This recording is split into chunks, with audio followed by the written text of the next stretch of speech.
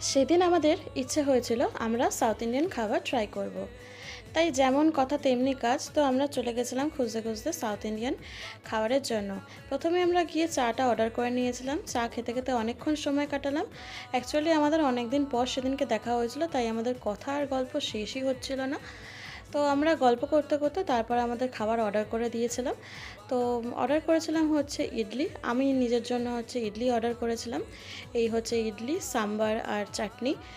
আর ওর জন্য অর্ডার করা হয়েছিল হচ্ছে ধোসা, মশলা ধোসা, যেটা হচ্ছে চাটনি আর তরকারির সাথে এসেছিলো। সেখানে হচ্ছে কোকাকোলাও ছিল। এই হচ্ছে চাটনির টেক্সচার। আর যেটা দিয়েছিল ডালের মতন, সেটাও খুব ভালোই ছিল, সাম্বার যেটাকে আমরা বলে থাকি।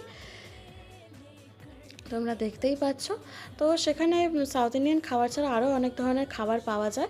তো খেতে খেতে আমি আমার দিনটাকে শেষ করলাম।